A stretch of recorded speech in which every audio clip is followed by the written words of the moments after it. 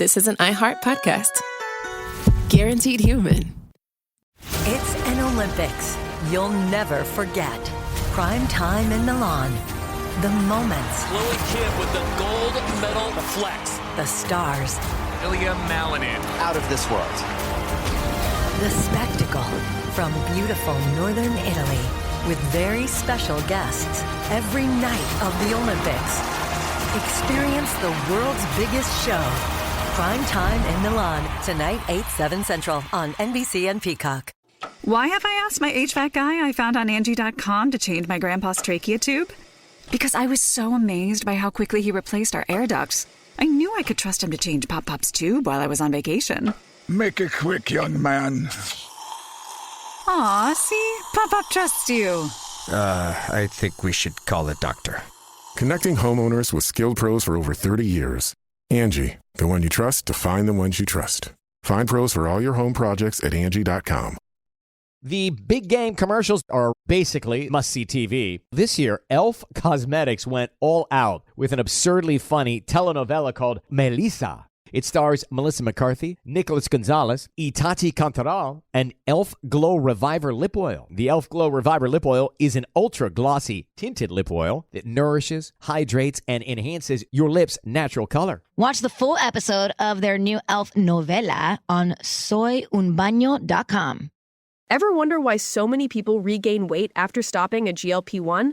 Up to 40% of the weight lost can come from lean muscle. This weakens the body, slows metabolism, and makes it easier to put the pounds back on, creating a cycle of dependency. Prolon's 5-day fasting-mimicking diet offers a drug-free way to maintain results and support long-term metabolic health. In just 5 days, it activates fasting pathways to burn fat, protect muscle, and rejuvenate cells, all while letting you enjoy real food. Get 15% off plus a $40 bonus gift when you subscribe at prolonlife.com/iHeart. That's prolonlife.com/iHeart.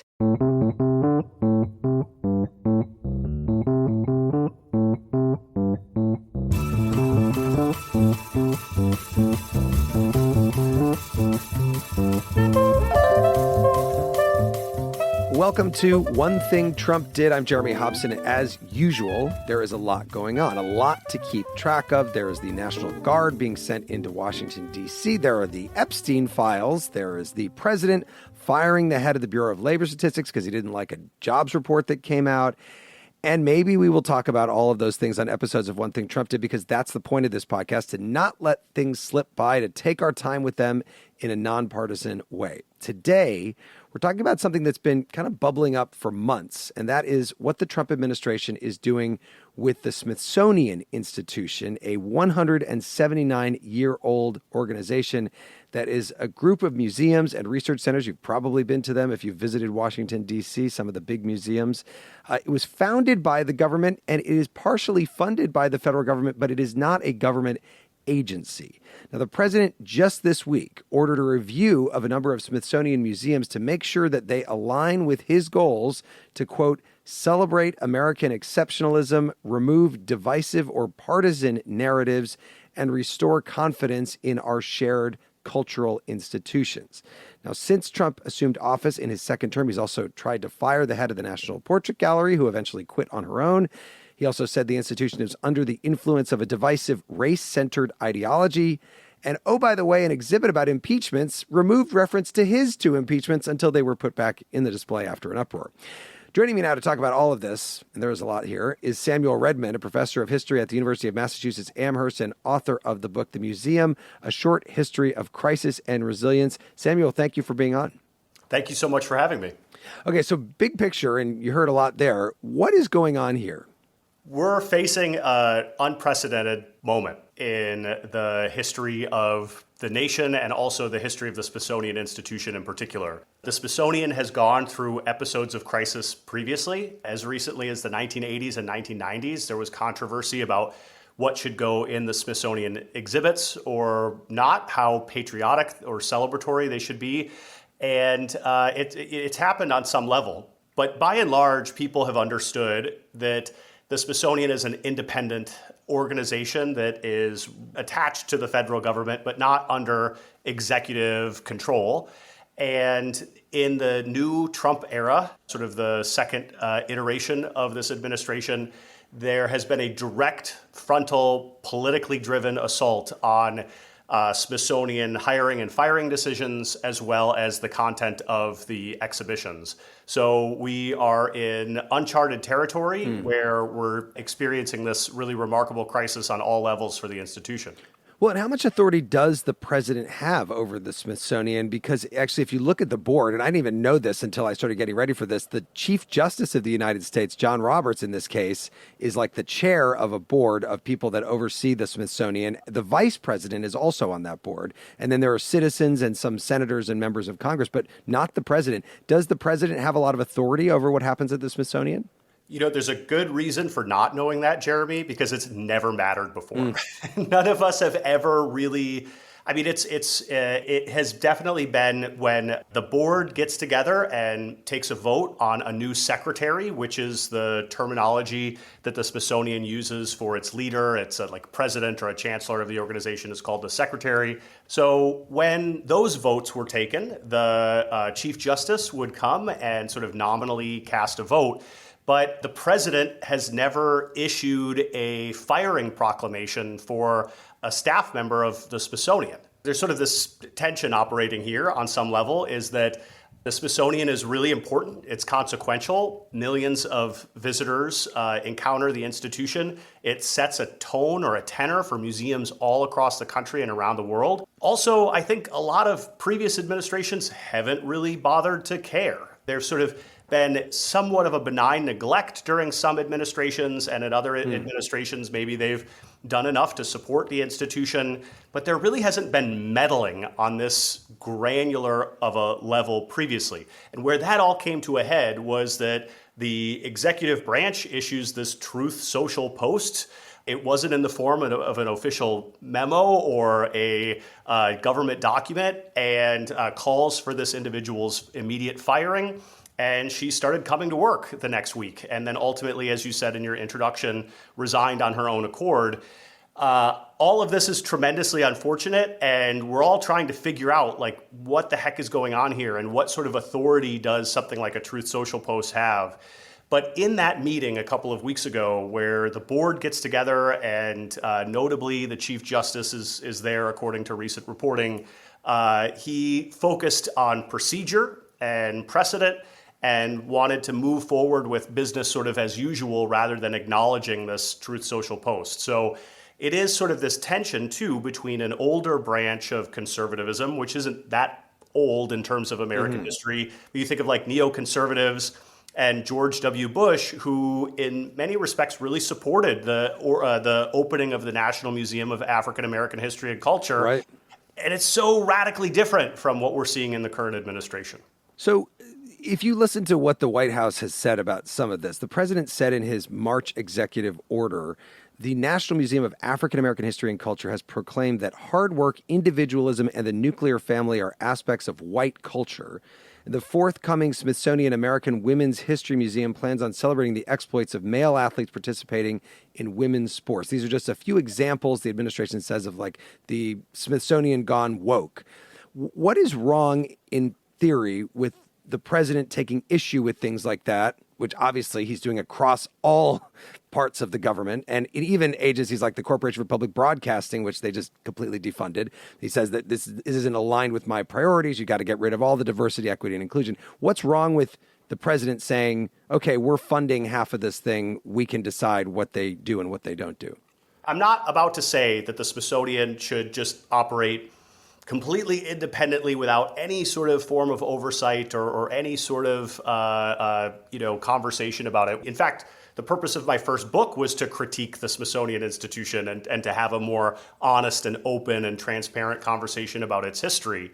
But this is not the way to go about it, right? That instead of enlisting other experts and other scholars and museum professionals to think through these issues in a serious way, this is instead a top-down directive driven by political actors, not scholars. So what we have here are people cherry-picking examples from throughout the institution that meet an ideologically driven political critique And one could go through, conversely, and point out a lot of places, frankly, where the Smithsonian expresses a fairly conservative point of view of the history of the United States, and that a lot of us have critiqued the institution for not going far enough in terms of acknowledging colonialism or racism, or acknowledging the history of collecting of the institution, the practices behind how these objects got to the museum.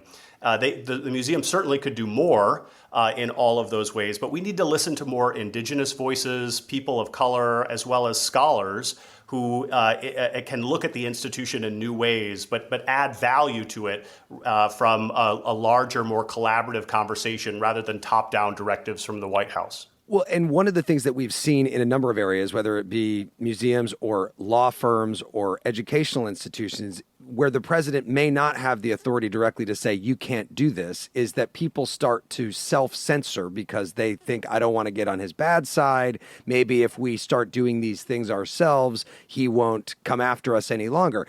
Do you see that happening right now within the world of the Smithsonian, that they're already going in there and saying, okay, well, let's take this out because this might annoy President Trump? So I'm looking at this from an outsider's vantage point, and I certainly have ongoing conversations behind the scenes with a lot of my friends at the Smithsonian, and all throughout they have expressed concern. And all throughout, people are thinking about, how do we survive this episode? How do we keep this enterprise intact and keep going? There's a great degree of responsibility, right? That we have inherited millions of objects and stories from around the world, across the country and around the world. And how do we ensure that that goes to the next generation? But that doesn't mean keeping everything in a hermetically sealed bubble, right? That involves like pruning a healthy tree. Sometimes collections need to be sent home or traded or deaccessioned. New points of view and perspectives are brought in. But to be more direct, I do think that there has been a chilling effect, or a sort of self-censorship of what people believe is possible at this moment for exhibitions, for public programming, for research, and so forth. Do you think that if I went into one of the museums right now, I would notice a difference versus what it looked like back in 2024 under the Biden administration? To me, the differences would be really subtle. And in fact, that makes it particularly scary, right? It's almost more scary to have this go incrementally, sort of inch by inch, of having sort of a creeping fascism than having a black and white thing where we can point to and say, see, look, this is how they changed this exhibit label, or Emmett Till's casket has been taken off display, or some of the things that have been in the discourse recently. So the way that you're talking about the Smithsonian is it's almost like a journalistic organization. Like, you want it to be as objective as possible.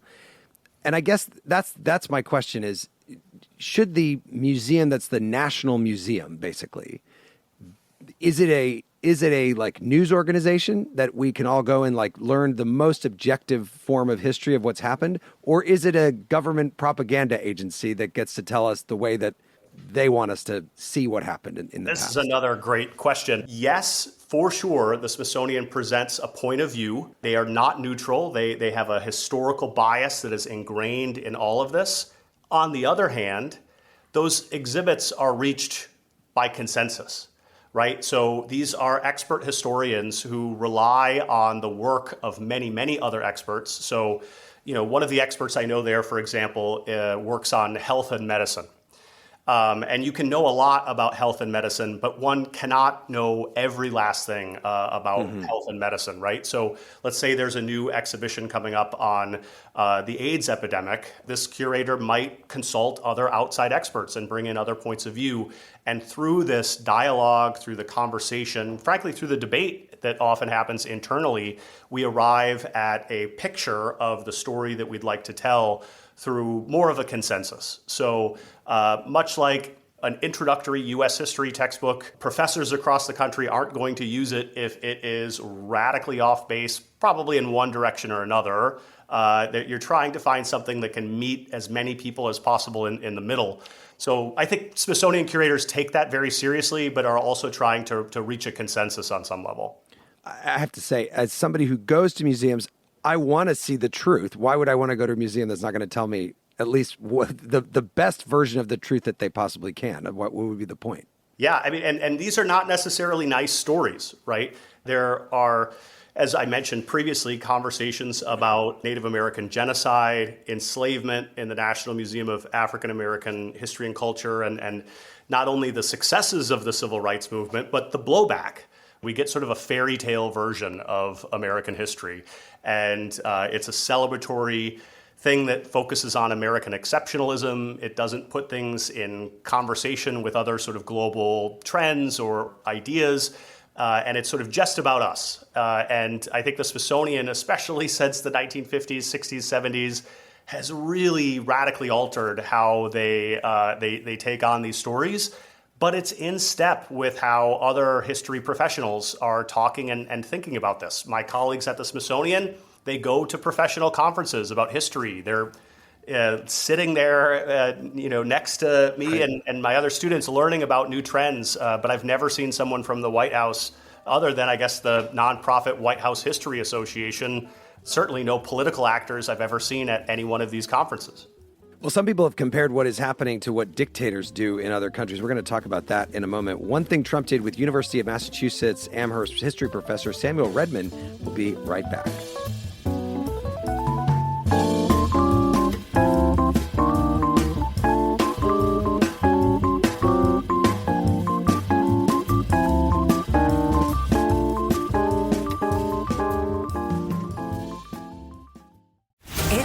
Olympics you'll never forget. Prime time in Milan. The moments. Chloe Kim with the gold medal flex. The stars. Ilya Malinin. Out of this world. The spectacle from beautiful northern Italy with very special guests every night of the Olympics. Experience the world's biggest show. Prime time in Milan, tonight 8/7 Central on NBC and Peacock. Why have I asked my electrician I found on Angie.com to bury my pet hamster Nibbles in our yard for me? Because I was so moved by how carefully he buried my electrical wires, I knew I could trust him to bury my sweet Nibbles after his untimely end. Nibbles, gone too soon. May he scurry in peace. Hey, sorry about your pet, but I just wire stuff. Nibbles would have loved you like a brother. Connecting homeowners with skilled pros for over 30 years. Angie, the one you trust to find the ones you trust. Find pros for all your home projects at Angie.com. You see it instantly. It's Coldwater Creek, the mark of exceptional workmanship and signature touches inspired by a Mountain West heritage. Distinctive styles created from quality fabrics, silhouettes perfected with just the right drape, feel-good fits offering ease of movement, and thoughtful details to elevate your look. Coldwater Creek's authenticity is embodied in every piece, embracing its confident spirit that carries through to today. Discover Coldwater Creek clothing, designed to fit your life the way you want. For a wardrobe you can count on season after season, visit coldwatercreek.com.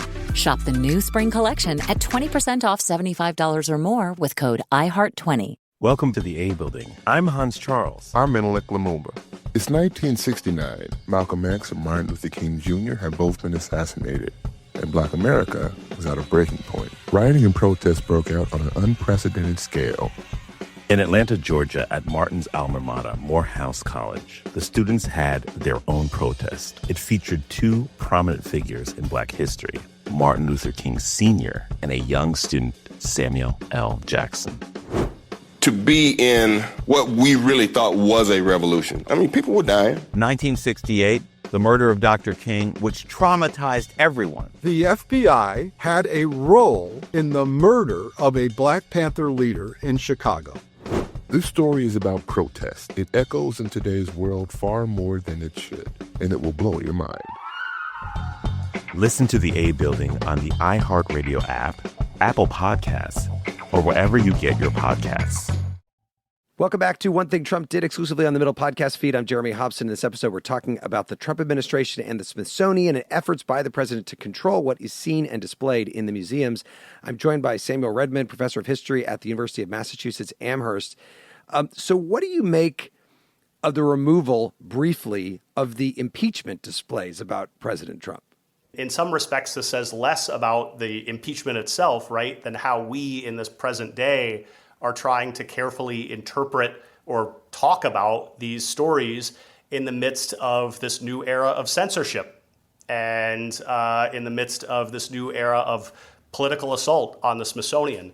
Whereas the impeachment of Clinton was not taken up in any way by the Obama administration, or how the exhibits were. I mean, it's sort of like I use the word petty in another instance, and I don't want to dismiss this as being somehow unimportant, because it really is. Like the same way that truth is important in terms of talking about how large or small a rally is at an inauguration is a small thing, but it's also just about truth in general.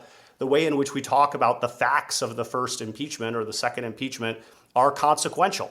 And it's certainly, and it's to a national audience, but it's also, on some level, it's so small. And the exhibit is naturally supposed to breathe and evolve. I'd be curious personally to talk to more Smithsonian curators and exhibit designers who are behind making those choices at this moment. There's nothing about the January 6th stuff in any of the museums, I would assume, because if there is, then that I would imagine Trump would want to portray that very differently than what actually happened. Well, it's certainly, I know that Smithsonian curators have been collecting ephemera relevant to that episode, working to document it in a variety of ways.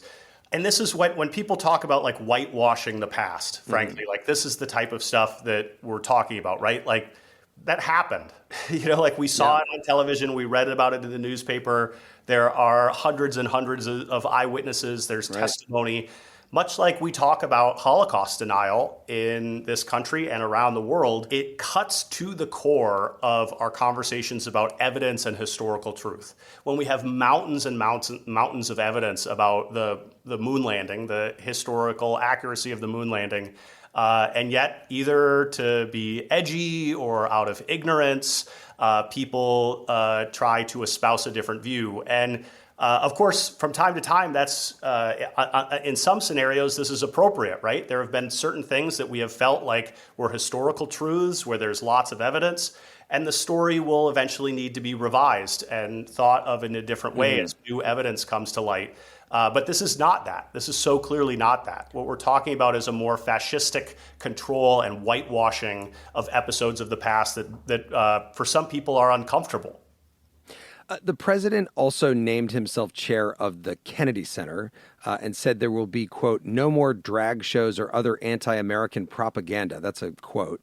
The Guardian did a story about this and compared that to what dictators have done in other countries, naming, among others, Joseph Stalin, Mao Zedong, and even Adolf Hitler. What do you think about that?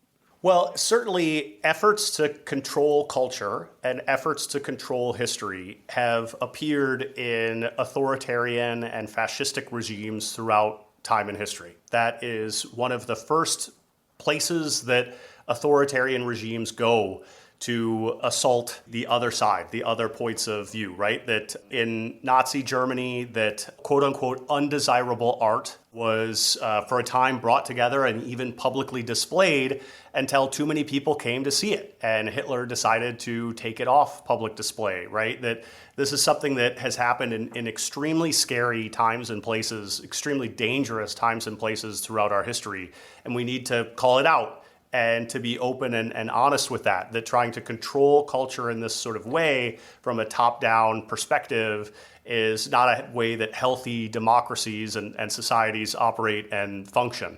Why is that, though? Why are the cultural institutions, do you think, the target of dictators and authoritarians? In my view, the stories that we tell about ourselves are extremely important. They help us create an identity of who we are as Americans, and they help us think about very deep things about human life and society, and they can inspire us. So the original Kermit the Frog or seeing ruby red slippers from The Wizard of Oz, like, I'll admit it, like that's neat. That stuff's cool to see, and it inspires me. But we also need to understand the other parts of the story that, frankly, are often difficult to think about.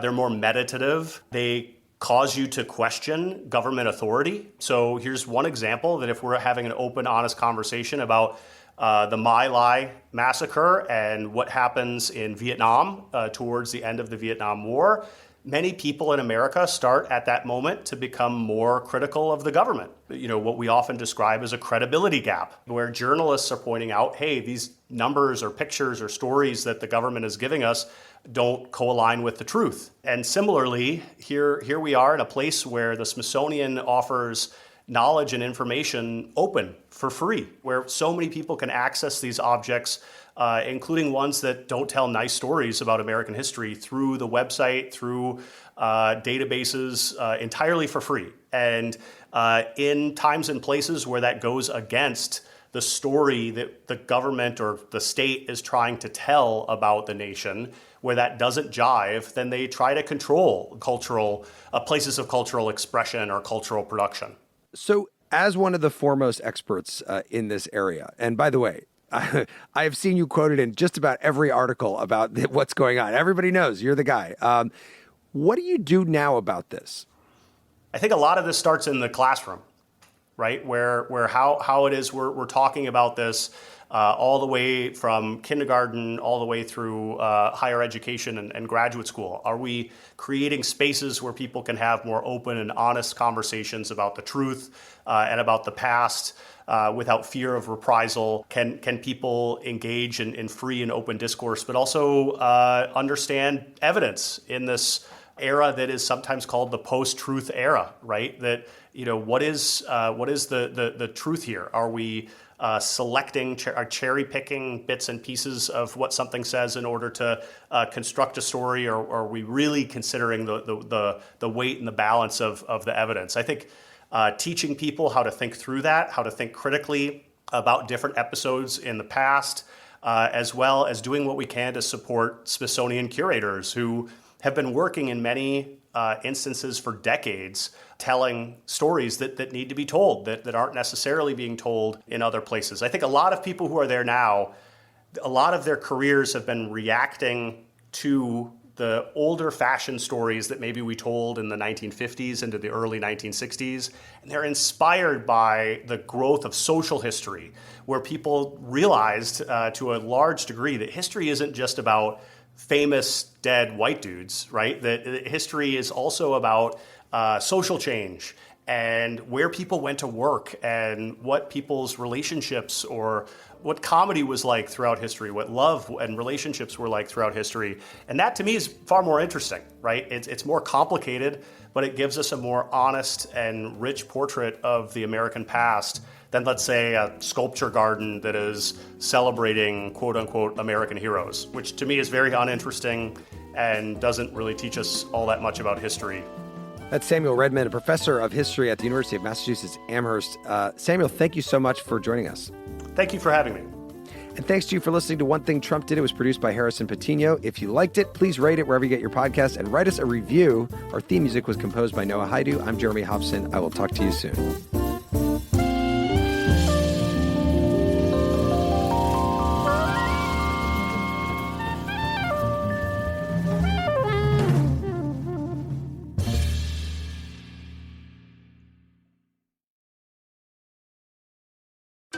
You see it instantly. It's Coldwater Creek, the mark of exceptional workmanship and signature touches inspired by a Mountain West heritage. Distinctive styles created from quality fabrics, silhouettes perfected with just the right drape, feel-good fits offering ease of movement, and thoughtful details to elevate your look. Coldwater Creek's authenticity is embodied in every piece, embracing its confident spirit that carries through to today. Discover Coldwater Creek clothing, designed to fit your life the way you want. For a wardrobe you can count on season after season, visit coldwatercreek.com. Shop the new spring collection at 20% off $75 or more with code IHEART20. Over the last couple years, didn't we learn that the folding chair was invented by Black people because of what happened in Alabama? The Montgomery Brawl. This Black History Month, the podcast Selective Ignorance with Mandy B unpacks Black history and culture with comedy, clarity, and conversations that shake the status quo. The Crown Act in New York was signed in July of 2019, and that is a bill that was passed to prohibit discrimination based on hairstyles associated with race. To hear this and more, listen to Selective Ignorance with Mandy B from the Black Effect Podcast Network on the iHeartRadio app, Apple Podcasts, or wherever you get your podcasts. 1969, Malcolm and Martin are gone. America is in crisis. And at Morehouse College, the students make their move. These students, including a young Samuel L. Jackson, locked up the members of the Board of Trustees, including Martin Luther King Sr. It's the true story of protest and rebellion in Black American history that you'll never forget. I'm Hans Charles. I'm Menelik Lumumba. Listen to The A Building on the iHeartRadio app, Apple Podcasts, or wherever you get your podcasts. This is Ryder Strong, and I have a new podcast called The Red Weather. In 1995, my neighbor, Anna Trainer, disappeared from the commune. It was nature and trees and praying and drugs. So no, I am not your guru. And back then, I lied to everybody. They have had this case for 30 years. I'm going back to my hometown to uncover the truth. Listen to The Red Weather on the iHeartRadio app, Apple Podcasts, or wherever you get your podcasts. This is an iHeart podcast. Guaranteed Human.